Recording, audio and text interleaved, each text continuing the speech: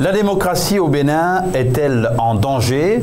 Nous allons tenter de répondre à cette question en compagnie de nos deux invités sur la tribune du mardi aujourd'hui. Il s'agit du professeur Roger Benyonvi, ancien ministre béninois, professeur d'université qui se trouve près de Cotonou, à Ouida exactement, à 42 km de Cotonou. Professeur Roger Benyonvi, bonsoir et merci d'avoir répondu à notre invitation. Bonjour cher ami et merci infiniment de m'avoir invité à votre émission. Il y a également un politologue qui nous vient du pays des hommes intègres. Il est en ligne de Ouagadougou au Burkina Faso, un habitué de cette émission, Siaka Koulibaly. Bonsoir et merci d'avoir répondu à notre invitation. On sait qu'il fait très chaud actuellement au Burkina Faso et nous avons une pensée pour les jeûneurs musulmans. Bonsoir et bienvenue. Merci, bonsoir. Le Bénin a été pendant de longues années considéré comme un modèle démocratique sur le continent africain et depuis quelques années, la démocratie serait malmenée selon l'opposition. Le pouvoir considère que tout va bien. La dernière élection présidentielle a d'ailleurs été remportée par le président Patrice Talon. Peu avant, il y a eu ces législatives avec les violences qui avaient été enregistrées. La démocratie béninoise est-elle malmenée? Professeur Roger Benyonvi, on commencera peut-être par un bilan d'étape du magistère du président Patrice Talon. Commencer par le bilan du magistère du président Talon. Je veux bien, mais pour ceux qui pensent que la démocratie au Bénin se porte mal, il ne faut pas commencer par le magistère du président Talon parce que depuis plus de, je ne sais pas combien, 60 ans d'indépendance, c'est la première fois que pendant 5 ans, nous avons eu le sentiment au Bénin, et je ne suis pas le seul à le penser, bien nos confrères, nous avons été 86% à le penser aux dernières élections, que le Bénin n'est pas un pays maudit et qu'il peut se développer même en démocratie. Voilà pour ce que vous appelez le bilan d'étape du président Talon, Patrice Talon. Je fais court, hein, mais si vous voulez, je vais prolonger le... Vous allez avoir l'occasion de développer, mais vu du Burkina Faso, Siaka Koulibaly, le Bénin qui a fait office de référence sur le plan démocratique en Afrique, est... selon nombre d'observateurs aussi, sur le plan démocratique, en train de perdre des points? Oui, effectivement, les observateurs sont tournés vers le Bénin actuellement en vue d'évaluer la progression démocratique ou la régression démocratique des deux modèles démocratiques en Afrique de l'Ouest. On a le premier modèle qui est constitué des deux pays qui n'ont jamais connu de coup d'État, c'est-à-dire le Sénégal et le Cap-Vert. Et le Bénin représente l'autre modèle, c'est-à-dire ceux qui ont connu les coups d'État, mais qui, à partir de 90, n'ont plus connu ce type de situation. Donc jusque-là, le Bénin reste dans le modèle qu'il représente, à savoir le retour au constitutionnalisme à partir de 90. Et jusque-là, le cap est maintenu. Alors, tout ce qui se déroule en ce moment au Bénin, notamment les événements autour de la dernière élection présidentielle, est des tendances naturellement à faire inquiéter les amoureux de la démocratie, parce qu'on a un tournant qu'on peut considérer comme un penchant vers ce qu'on appelle le césarisme démocratique, ou démocratie césarienne. C'est-à-dire que tous les indicateurs de la démocratie sont là, à savoir le multipartisme, les élections, la séparation des pouvoirs, le judiciaire qui fonctionne, mais où il y a également des actes autoritaires qui tendent à limiter l'expression démocratique et l'expression citoyenne tout court. Professeur, on a compris en ce qui concerne le Bénin, Siaka Coulibaly, professeur Roger Gbenyonvi, l'opposition reproche au président Talon pour la dernière élection présidentielle d'avoir fait en sorte que ces ténors soient exclus de la compétition à travers ce système de parrainage.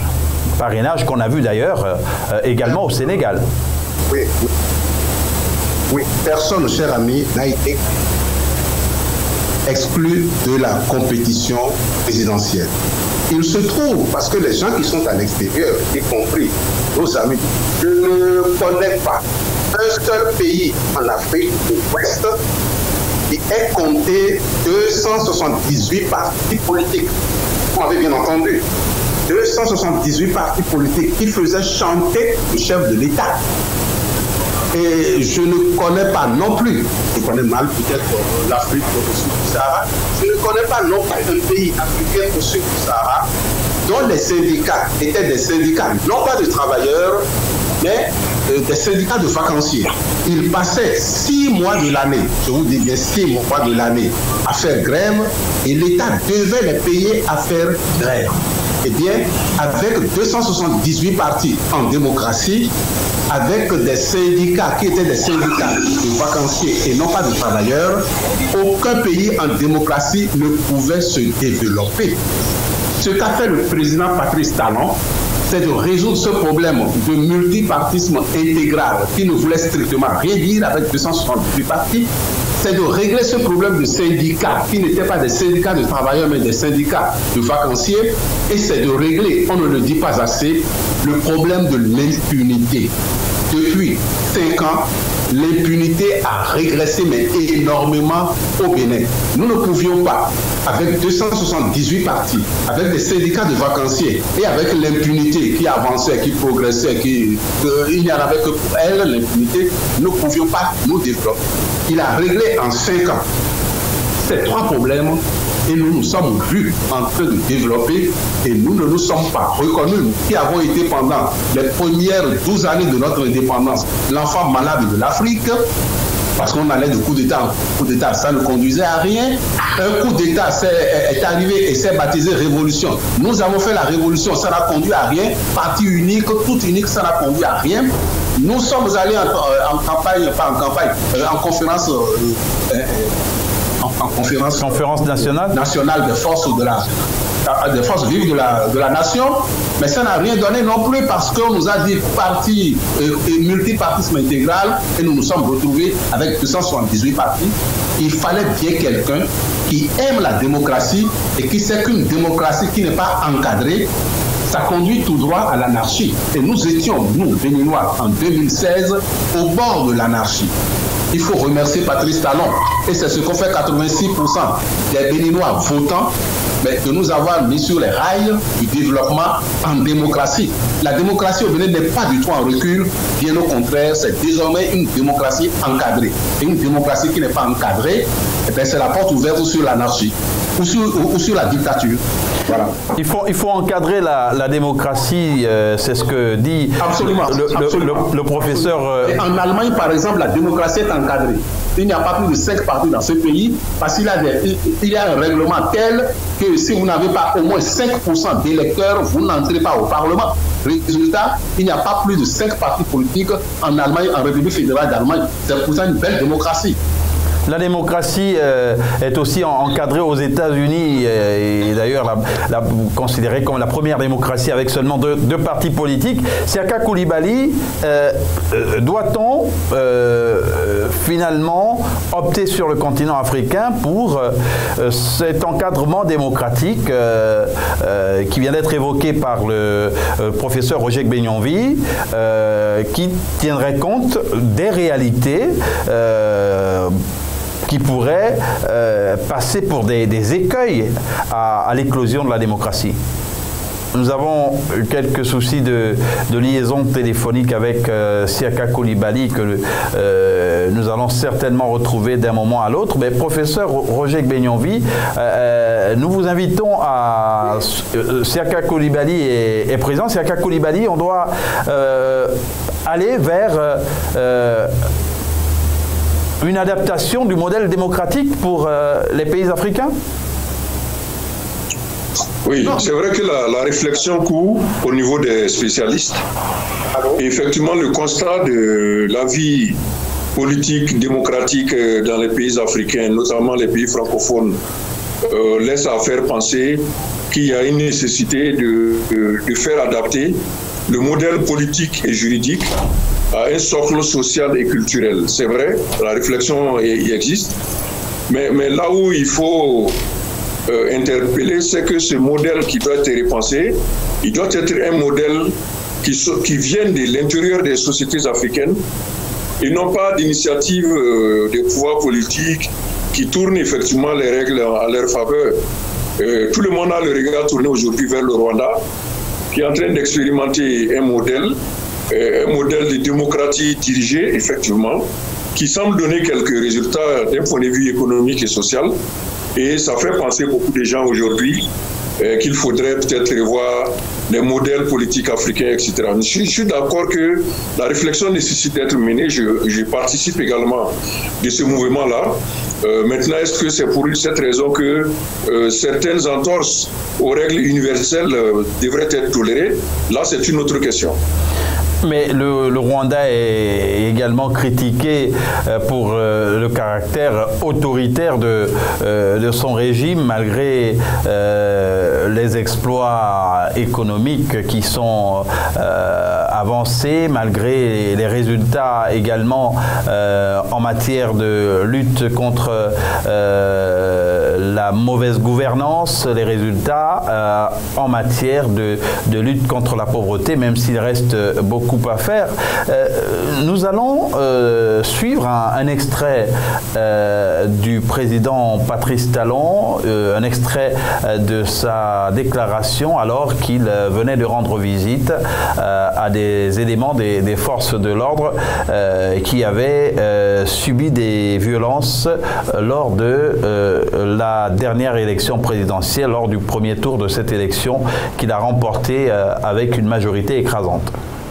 Toute la gratitude de la nation tout entière, mais à titre personnel, ce que j'ai vu est effroyable.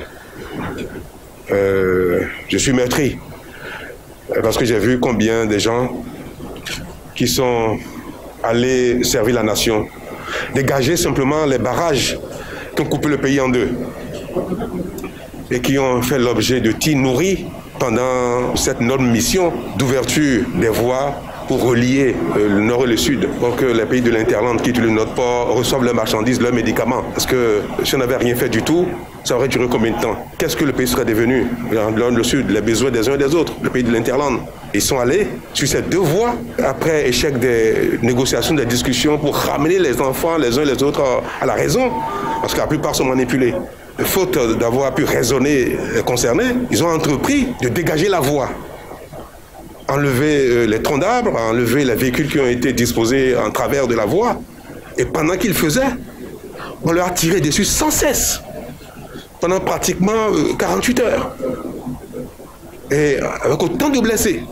Et on entend les gens revendiquer cela pour dire les chasseurs, un pays dans lequel on dit les gens qui sont formés pour aller à la chasse, pour le gibier, sont armés aussi bien de leurs fusils de chasse que des armes de guerre pour tirer sur leurs compatriotes qui ne faisaient rien d'autre que dégager les obstacles.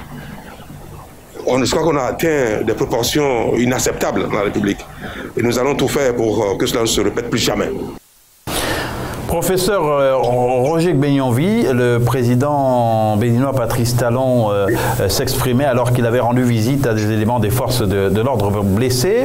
Il y a des preuves qu'un plan de déstabilisation avait été ourdi par l'opposition? Oh, cher ami, vous viendrez un jour au Bénin et on vous montrera le dossier, pour ne pas dire les dossiers. Et personnellement, je suis bien placé, ancien ministre, membre éminent de la société civile, pour avoir des renseignements. Eh bien, les élections du 11 avril n'auraient jamais dû avoir lieu parce que les gens s'étaient armés pour beaucoup d'argent était venu de l'extérieur pour mettre le pays à feu et à sang. Et les Béninois qui sont en exil, parce que on leur a demandé de rendre compte de ci ou de cela, ils ont préféré partir avec beaucoup d'argent. Ils avaient armé des gens, ils avaient loué des gens pour que les élections n'aient jamais lieu. Il y avait des assassinats programmés. Mais ce n'est pas l'objet de notre mission. Je voudrais rebondir sur ce qu'a dit mon ami. Je crois que ça, il doit être un sociologue, en plus d'être un politologue, pour le Burkina, sur le Rwanda. Démocratie autoritaire. Mais non, il n'y a pas de démocratie autoritaire, il n'y a de démocratie qu'encadrée. Et que voulez-vous que devienne le Rwanda après ce qui s'est passé? Et un génocide. Et puis, démocratie autoritaire. Vous savez, j'espère que l'Allemagne fédérale, la République fédérale d'Allemagne, lorsque vous êtes fonctionnaire de l'État, mais vous n'entrez jamais en grève. C'est interdit pour un fonctionnaire de l'État d'entrer en grève parce que l'État allemand, comme l'État béninois, comme l'État burkinabé, est au service du citoyen 24 heures sur 24 heures. Et lorsqu'une femme en travail va dans un hôpital d'État pour se faire, disons, accoucher, il n'est pas question qu'on nous dise, mais non, madame, vous avez mal choisi votre jour, ils sont en grève. Non, en République fédérale d'Allemagne, si vous êtes si vous êtes travailleur dans l'entreprise de votre père, vous pouvez entrer en grève comme vous voulez, quand vous voulez. Mais si vous êtes travailleur dans l'entreprise de l'État, l'État vous dit non, vous ne pouvez jamais entrer en grève parce que moi, l'État, je suis au service du citoyen allemand 24 heures sur 24. Est-ce que l'Allemagne a une démocratie autoritaire? Non, c'est une démocratie encadrée et c'est une bonne chose. Et c'est cet exemple que doivent suivre les pays africains. La démocratie, ce n'est pas de la pagaille. Non. La démocratie, ce n'est pas de la pagaille, mais il y a professeur... Oui, professeur Roger Gbenyonville, il y a quand même des questions légitimes. Est-ce que la démocratie se serait mal portée si, par exemple, les ténors de l'opposition qui ont été exclus de la compétition avaient pris part au scrutin? Les ténors de l'opposition n'ont pas été exclus de la course, de l'élection. Il se trouve que pour la première fois, des règles ont été fixées. Pourquoi Roger Gbenyonville, par exemple, ne lève pas le doigt pour dire « je veux être président de la République ». Ah bon? D'accord, bon, inscrivez-vous et vous allez participer à l'élection. Non, il y a des règles pour que les partis, pas des partis respectables et reçus. Il n'y avait pas de règles pour créer des partis. Il y en avait donc 200, je vous l'ai dit, 278. Ce n'est pas possible. Et il y a des règles désormais pour être candidat à la présidence de la République. Alors cette fois-ci, contrairement à ce qui s'est passé en 2016, on n'a pas eu 28 candidats au premier tour. On n'en a eu que 3 et c'est très bon. Les États-Unis, qui ont plus de 300 millions d'habitants, je crois, qui sont un peu des terres pour la démocratie, n'ont jamais que 2 candidats. Mais pourquoi un pays comme le Bénin, 12 millions d'habitants, c'est la seule chose qui a augmenté pendant 60 ans d'indépendance, c'est-à-dire la démographie. Mais pourquoi faut-il que nous ayons 28 candidats à chaque fois pour faire chanter le chef de l'État? Pourquoi faut-il que nous ayons 278 partis fait chanter le chef de l'État? Le chef de l'État, on ne le fait pas chanter, on l'aide. Même quand on a le met dans l'opposition, on l'aide à bien conduire le pays pour le bien. Siaka Coulibaly, est-ce que le nombre de candidats peut constituer un obstacle à la respiration démocratique? Le nombre de candidats à l'élection présidentielle, bien sûr. Non, formellement, le nombre de candidats ne peut pas être l'indicateur de la qualité.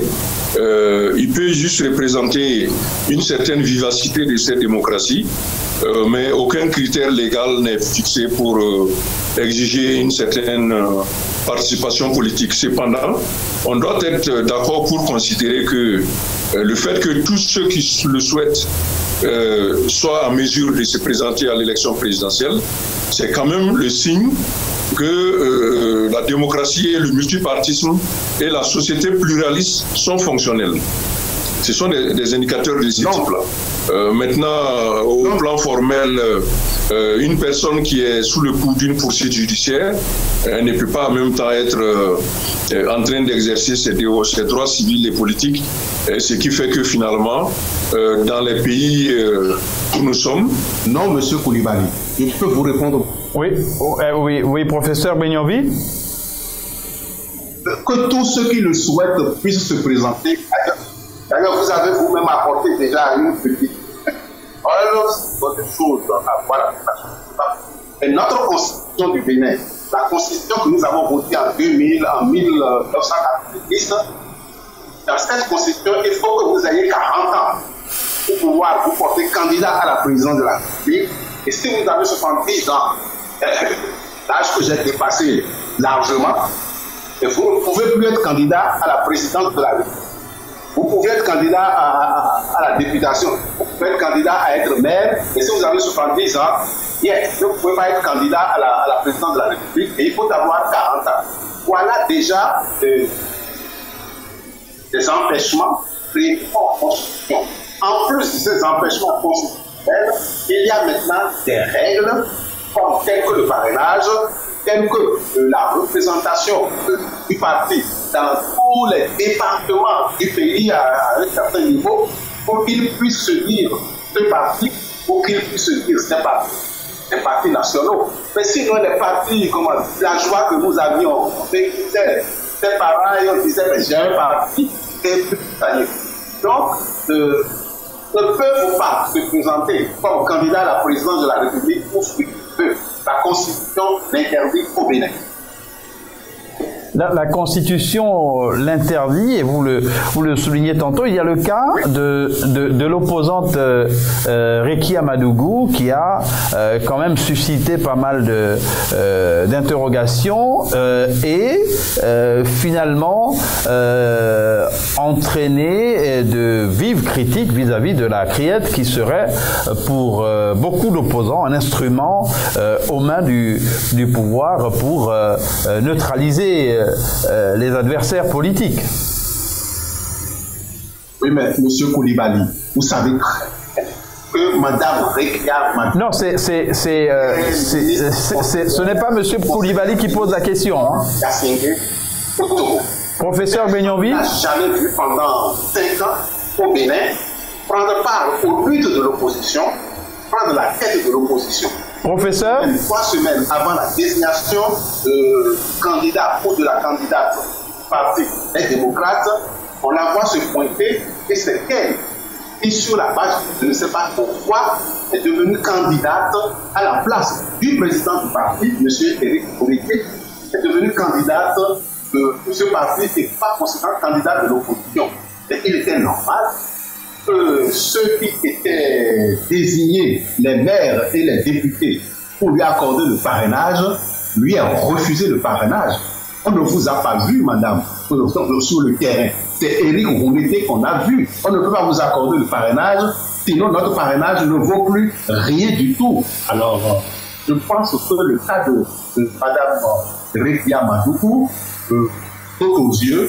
On ne peut plus faire maintenant au Bénin ce qu'on veut, n'importe qui débatte, peut-être avec beaucoup de charme et avec plus d'argent encore que de charme, et puis voilà, je vais vous diriger. Non, ce n'est plus. C'est bien moi qui posais la question. Siaka Koulibaly a quelques soucis techniques, professeur. On espère qu'il va vite revenir pour continuer à enrichir ce débat. Maintenant, il y a en ce qui concerne le Bénin, bien sûr, les interrogations sur les ambitions du président Patrice Talon. On sait que désormais c'est un ticket qui est élu, il y a eu le ticket Talon Talata élu dès le premier tour avec une majorité écrasante. Le président Patrice Talon va-t-il, comme certains le soupçonnent, être tenté peut-être de se trouver un successeur dans son camp?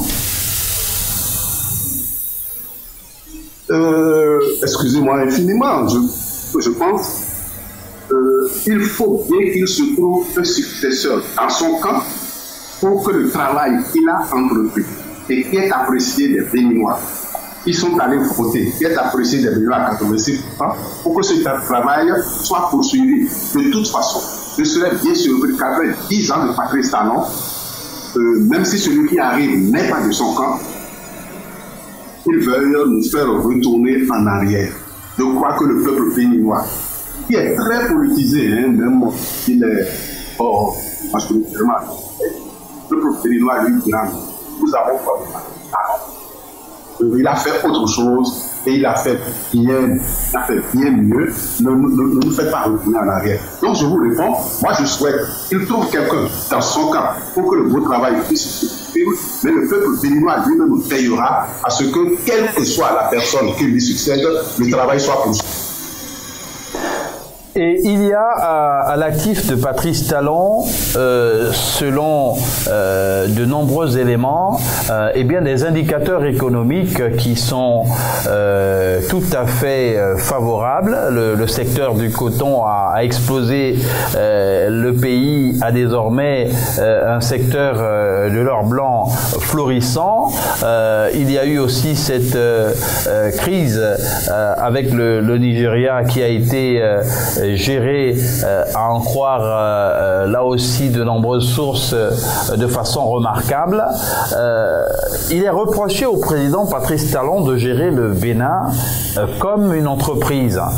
Est-ce que c'est cet esprit de chef d'entreprise qui lui est reproché qui permet à son action d'avoir les résultats obtenus aujourd'hui, les résultats qui sont sans cesse énumérés par son camp? Vous savez qu'il était, avant de partir lui-même en exil et de revenir prendre le pouvoir carrément, il était surnommé le roi du coton. Lorsqu'il est parti du pays en exil, le coton est tombé. Il est revenu, non pas comme roi du coton, mais comme président de la République, et donc roi du coton. Et ce n'est pas étonnant que le coton a retrouvé ses lettres d'or. Il avait dit des choses, il a fait des choses remarquables, mais il y a un petit détail que personne n'a remarqué, même pas pour la première fois depuis 1960, peut-être en mettant en parenthèse notre période révolutionnaire qui a on allait pas mal, on allait voter les superbés pour le grand camarade de lutte. Voilà, c'est pour la première fois que sous le renouveau démocratique, le Bénin a fait des élections présidentielles sans demander de l'aide à l'extérieur. J'ai été membre du gouvernement et je sais qu'à chaque élection présidentielle... Et c'est le contribuable? Vous considérez que c'est le contribuable béninois qui a permis de financer ces élections? Oui, ce n'est pas seulement ces élections que le contribuable va faire. C'est rien du tout. Les routes, les belles routes qui ont été faites, l'eau potable qui est entrée dans de nombreux villages, l'électricité. J'en sais quelque chose, moi, l'eau potable ne me regarde pas. J'ai toujours eu de l'eau potable à Ouida. C'est-à-dire que lorsque je suis dans un village, il n'y a pas d'eau potable, je tombe.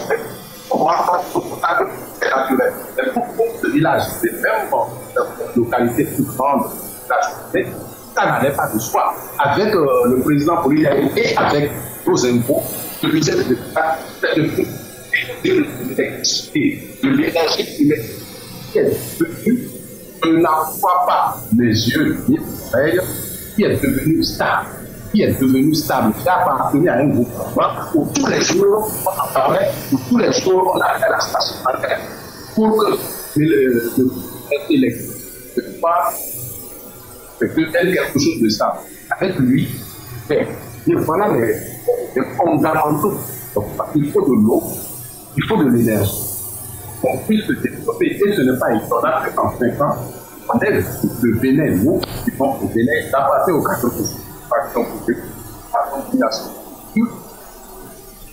nous soyons étonnés de voir que maintenant, le Bénin peut se développer et se développer. Donc il n'y a pas que les élections présidentielles qui ont été financées par loi. Il y a tout ce qui a été fait, non pas par le président Talon, mais sous la gouvernance du président Talon, avec l'argent du diable et il y a une dynamique qui est enclenchée. Il y a eu la crise sanitaire du Covid-19 qui là aussi a permis, semble-t-il, au président Talon de se démarquer. Il avait choisi d'ailleurs de ne pas confiner comme d'autres pays africains pour éviter l'asphyxie de l'économie, en faisant remarquer, en rappelant que les gens avaient besoin de se battre au jour le jour pour continuer de vivre normalement. La crise sanitaire du Covid-19 a été pour le président Talon une opportunité de marquer son leadership. Vous le pensez aussi? Ben, écoutez, cher ami, je vous ai déjà parlé 2 fois de la République fédérale d'Allemagne parce qu'à mon mariage, par mes enfants, j'ai quelques connexions avec ce pays. Et c'est des Allemands qui nous ont envoyé à ma femme et à moi des vidéos pour dire, lorsqu'on arrive à l'aéroport de Cotonou, ce qu'on voit, ce qui a été mis en place pour contrôler les gens, pour que le Covid-19 n'entre pas dans le pays. Eh bien, on n'a encore une installation moderne nulle part. Si vous en doutez, j'espère que papa a gardé les bureaux, on vous en enverra comme bien. Je ne vous le fais pas. Même ce chaos que personne n'avait pris, aucun chef de chaos ne pris. Vous voyez, je vous l'avais dit, donc personne ne l'avait pris. Il continue ce chaos pour l'instant. Grâce à Dieu, mais aussi grâce à la gouvernance de Patrice Talon, nous ne pourrons pas encore au Bénin par millions, comme l'avait prévu en 2020, je crois, en mars 2020, au général. Il y aurait des morts par des fois en Afrique. Ce n'est pas encore le cas au Bénin, pas le cas au Gabon. Je touche du bois, vous entendez. Oui, il y a, vous l'avez d'ailleurs souligné, cette réponse qui a permis, bien entendu, à travers le continent africain et dans plusieurs pays, de minimiser les dégâts liés à la pandémie de Covid-19.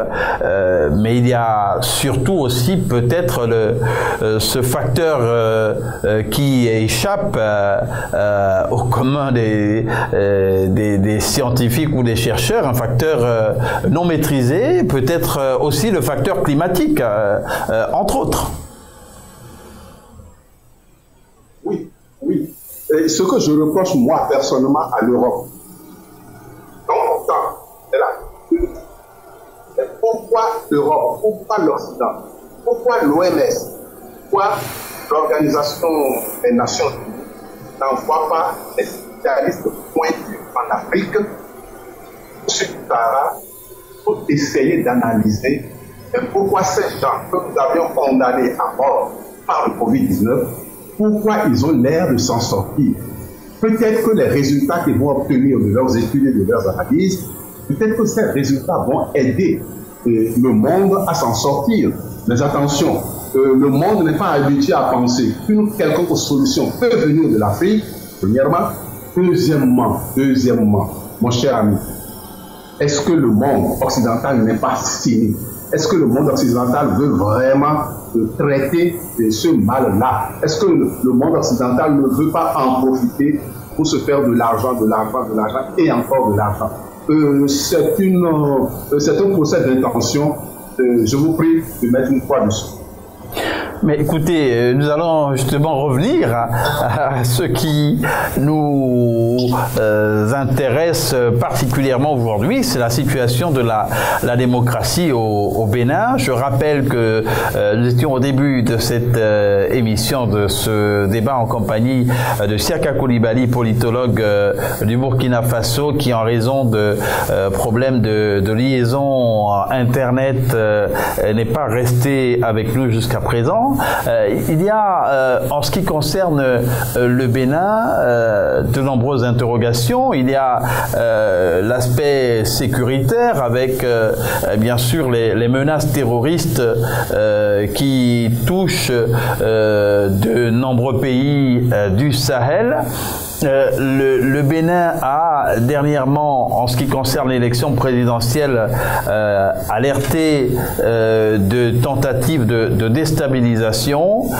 Doit-on comprendre que ces organisations terroristes ont pu se faire des connexions avec certains acteurs politiques mal intentionnés?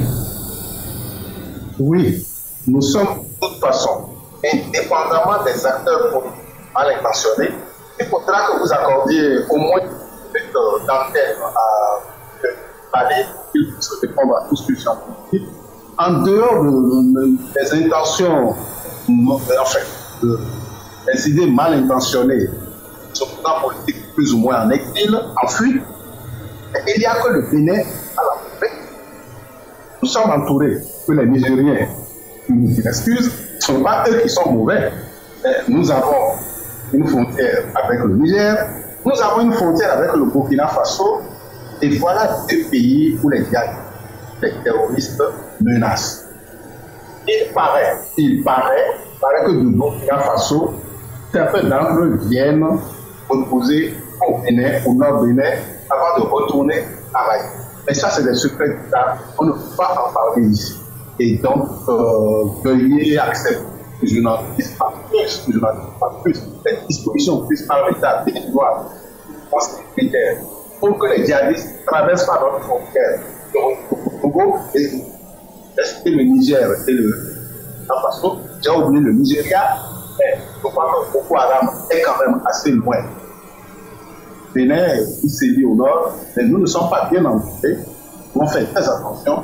Et le président Patrice Talon, ou celui qui va le supporter, doit faire très attention que nos frontières, qui sont poreuses, ne soient pas pour les djihadistes terroristes. Alors, lors des violences qui ont été enregistrées pendant cette élection qui s'est déroulée il y a quelques semaines, exactement le 11 avril, eh bien, on a vu à l'image tout à l'heure le président Patrice Talon rendre visite à des membres des forces de sécurité, des éléments des forces de sécurité qui avaient été blessés, mais là aussi, il a été reproché par une frange de l'opinion au président de n'avoir pas eu la même attention pour les Béninois lambda qui ont été blessés pendant ces violences. Oui, alors, on parle des Béninois lambda qui ont blessé. Je suis un de ces Béninois lambda. Et je vous assure, lorsque les forces de l'ordre partent pour quelque part, pour quelques raisons que j'ignore, eh bien, je passe loin des forces de l'ordre. Parce que c'est des gens qui sont armés et qui ont appris à tirer. Pourquoi sont-ils là si je suis en voiture dans notre route? Alors, les Béninois lambda qui ont été blessés, j'ai l'impression, ma sympathie. Que cherchait-il là? Pourquoi pas eu la de Roger Grignovi pour s'éloigner mais complètement de ces forces de l'ordre afin de les laisser face à ces forces qui étaient armées disons, déstabilisé. Si ces Béninois lambda n'avaient rien à faire avec la déstabilisation du pays, il aurait éloigné, mais s'éloigner infiniment des forces de l'ordre. Il fallait de la fermeté, et le président Patrice Talon a fait montre de fermeté. Aujourd'hui, il y a aussi ces appels pour que la classe politique se parle. Mais le président Patrice Talon ne semble pas, ou bien ne semblait pas forcément disposé à nouveau dialoguer avec l'opposition. Quel serait, de votre point de vue, la meilleure posture du président vis-à-vis de la classe politique, surtout de l'opposition, pour apaiser les tensions? Oui, pour apaiser les tensions. Il y a une opposition intérieure. Il y a des partis qui existent. Et ce n'est pas de ma faute, ces partis sont faibles. On les cherche, on les voit, et ils sont en biais. Ce n'est de la faute de personne et ce n'est pas de la faute. Donc, pas de vrai leader. Et il y a ce que j'appelle moi l'opposition radicale qui est en exil. Cette opposition radicale en exil est partie en exil parce que l'État a posé des questions. Et l'État a condamné même certains de ses membres à des peines de prison et à des peines d'amende. Moi, je souhaite qu'ils reviennent, ces gens-là, de façon digne et honorable. Je souhaite négocier avec le pouvoir.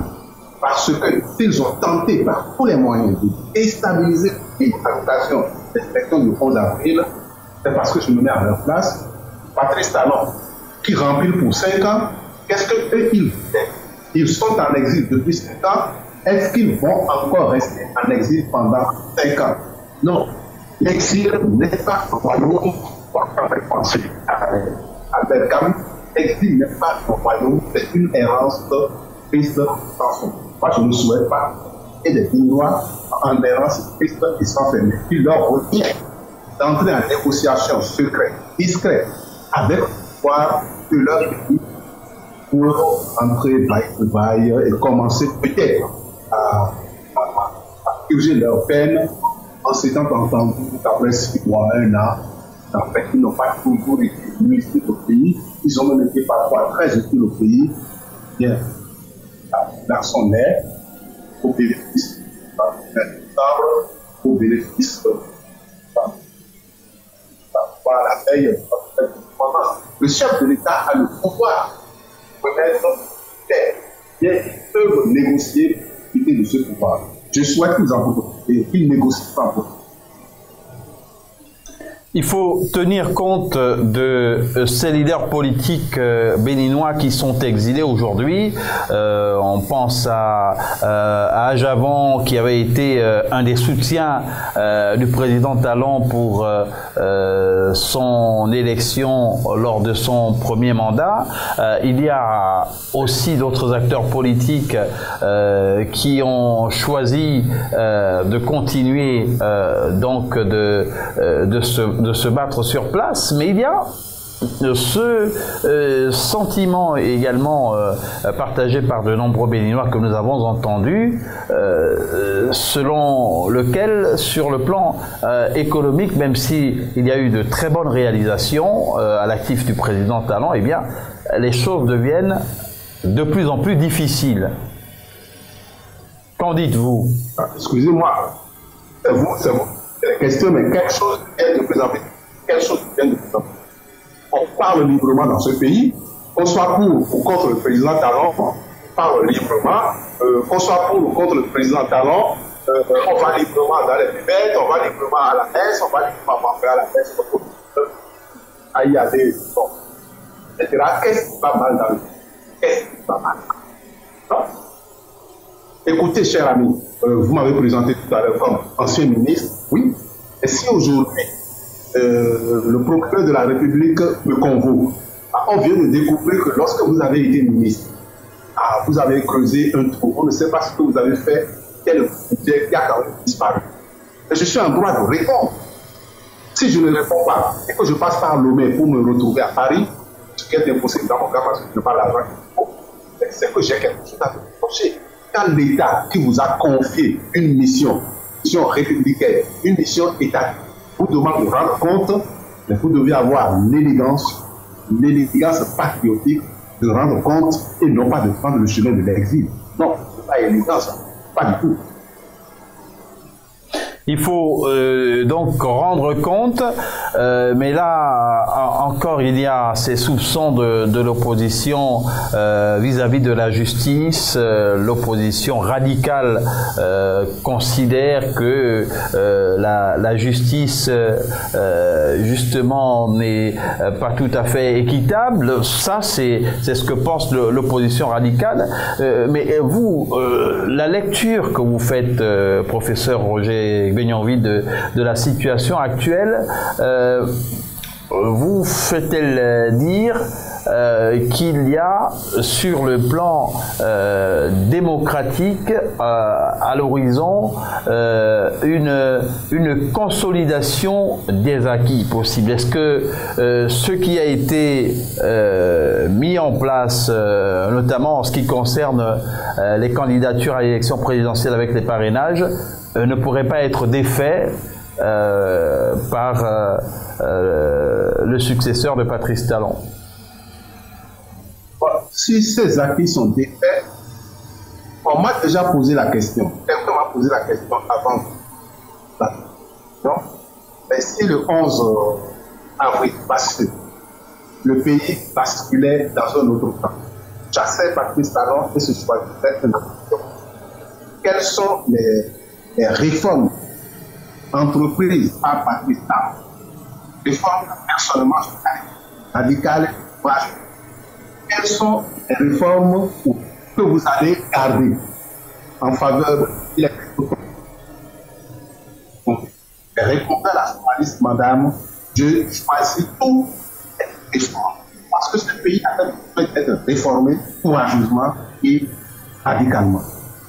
Donc, je ne suis pas aux réformateurs courageux et radicaux que la démocratie de la République avait assis. Ce n'est pas la bataille, sinon, sous prétexte de liberté, si l'État n'assure pas fermement notre sécurité, nous avons de liberté. Et je vous le disais au début, nous allions vers une belle anarchie. Il n'y a pas de belle anarchie.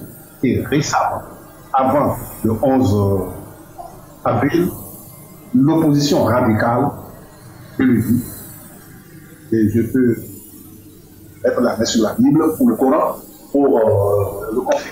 L'opposition radicale a tenté l'anarchie pour que les choses reviennent comme avant. Non.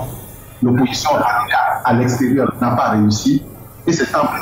Et c'est tant mieux pour l'Afrique qui regardait le Bénin à la démocratie pagailleuse comme un exemple.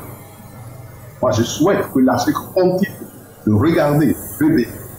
Il y a maintenant une démocratie, disons, une démocratie ne pas dirigée. La démocratie n'est jamais dirigée, mais il faut qu'elle soit encadrée. Sinon, où est-ce qu'on va? Il faut qu'elle soit encadrée. Je disais tout à l'heure à M.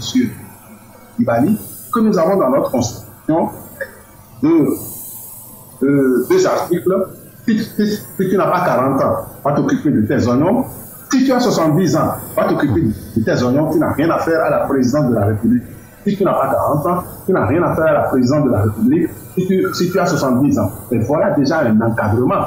Il y a d'autres textes, d'autres lois qui viennent en plus de ces articles de la Constitution. Encadrer la démocratie pour que notre liberté soit garantie. Moi, je dis bravo, bravo, bravo. Vous avez plus de 70 ans largement, professeur Roger Gbenionville. Est-ce que ce n'est pas une forme d'exclusion pour les personnes du troisième âge que de ne plus pouvoir briguer la magistrature suprême au Bénin, quand on sait que les grandes démocraties, vous avez parlé tout à l'heure de l'Allemagne, on peut également citer les États-Unis, ont à leur tête des gens d'un certain âge. Oui, oui. J'étais là déjà à Bénin, et on était encore on avait là-haut. Lorsque cette constitution, lorsque cette décision a été prise, et cette loi, cet article à notre constitution, parce qu'on voulait éviter la bataille éternelle entre les anciens présidents de la République, revenus grâce à la conférence nationale, et qui allait nous replonger dans les mêmes pays. Ça a été, je vous l'accorde, une loi constitutionnelle, un article constitutionnel pris contre des personnes bien désignées. Mais aujourd'hui, les Béninois se sont tellement faits à cet article 10, qui fixe d'ailleurs aussi à cet article 42 et 44, qui fixe le nombre de mandats que le président qui viendra dire, et ça, il lui dira non, quand on a ce plus, on peut aller dormir au Parlement, on ne peut pas aller dormir parce que vraiment, il soit actif. Et voilà, un article qui a été pris contre des personnes données, elle c'était quoi? On a voulu écarter de la présidente de la République pour qu'elle ne nous empêche pas de dormir et pour qu'elle ne nous reproche pas dans les luttes éternelles. Mais cette loi est devenue... c'est Koulibaly qui disait tout à l'heure que la démocratie doit être revue, disons, selon des codes africains. Et voilà, codes africains. Quand il y a 70 ans et qui a été nettoyé à plusieurs reprises par le paludisme, tu vas dormir chez toi, et puis tes petits enfants, tu laisses le pays tranquille. Même si on a besoin de la sagesse des anciens, encore plus sur le continent africain. Alors, Roger Begnonville, c'est vrai qu'il y a, et vous l'avez certainement remarqué, chers téléspectateurs, il y a quelques soucis de liaison téléphonique et qui ont d'ailleurs empêché Siaka Koulibaly de continuer dans cette émission.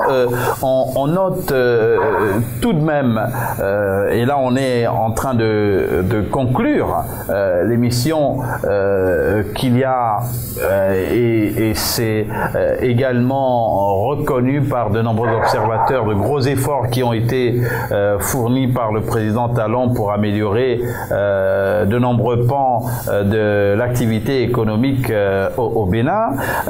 Il y a cette actualité que je vais vous inviter à commenter en quelques minutes au Tchad.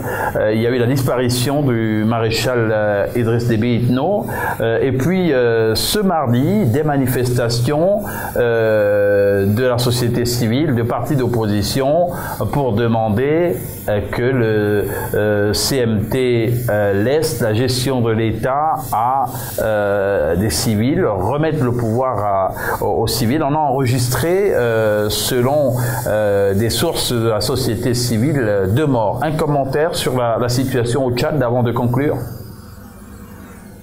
La situation au Tchad, c'est chaud. Il y a une constitution. On peut penser ce qu'on veut.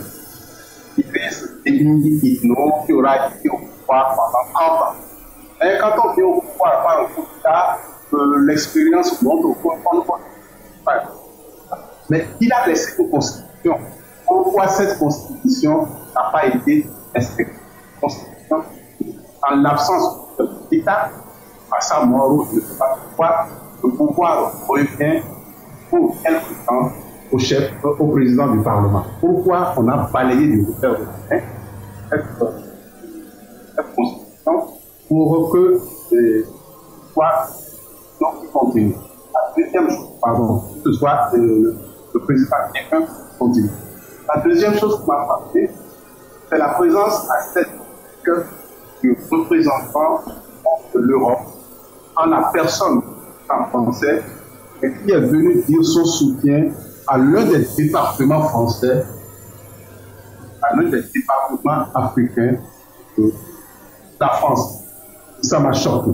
Je ne pense pas que le président français était vraiment très bon, oui, très contrit. Attention, mais à dire que Tchad, comme d'autres pays, ce sont nos départements.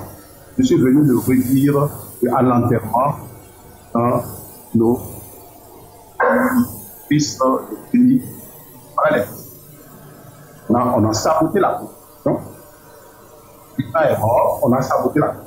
Et puis, le chef d'État français est mis en grand regret de le reconquérir en Afrique pour le pouvoir. Vous considérez que ce sont des rapports qui ne sont pas très nets? Pardon?